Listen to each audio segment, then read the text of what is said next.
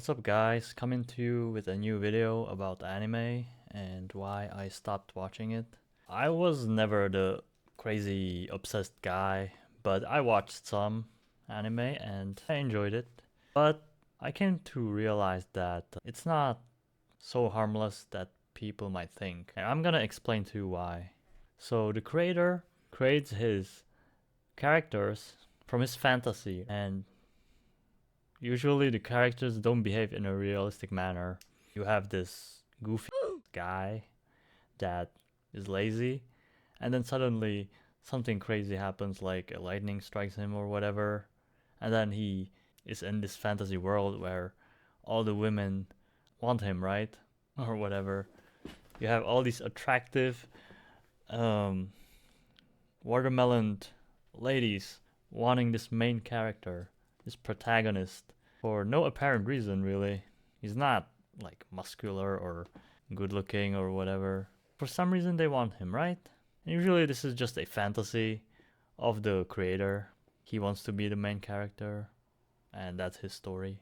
Also, the plot, main character does stupid stuff, and he's got this plot armor. He never pays the price, really, for his bad decisions.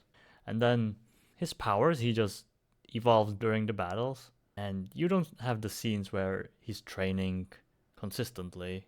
You might have like a few scenes where he's training just to get himself strong enough to beat an opponent, but that's not realistic, because in real life you have to train consistently to get results.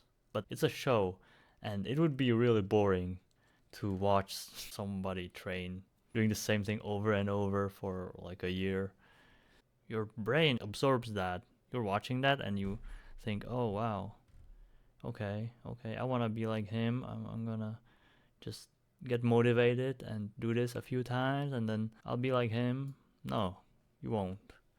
So you might say, oh, it's just entertainment, it's not a big deal. No, it is a big deal, because your mind and subconsciousness are like a sponge, and it absorbs everything that you receive through your senses. Your sight is being the main dude.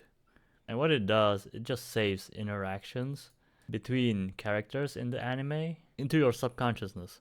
So you're receiving these interactions, these false happenings in the anime.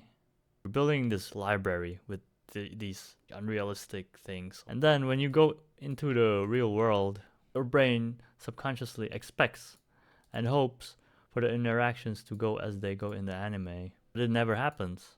And then you can get sad and depressed, because sadness and depression emerge if the reality doesn't meet your expectations.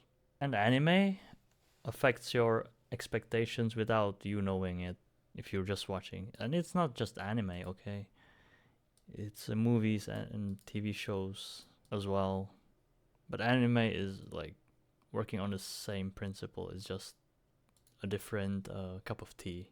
Yeah, it messes with your expectations and gives you false data sets for the real world, which actually matters the most. But to not be too harsh, there are some good things you can take from animes, like the story, right? You can have a very touching story or a life lesson that the creator feels with the most, so he puts it in the anime, because usually it's art, and when someone makes art, they pour something from themselves into the art. It might be the soul or their experiences, their traumas, and people can resonate with that and maybe learn from that if he includes the solution, realistic solution, how he solved his life challenge. Yeah, though the negative things which I mentioned earlier are something to consider. For me, having correct and precise knowledge about the real world is important, so I don't really want to tempt tainting it, and that's why I don't really watch anime anymore, because it affects you like this. So yeah, that was my quick video. Thanks for watching, and peace.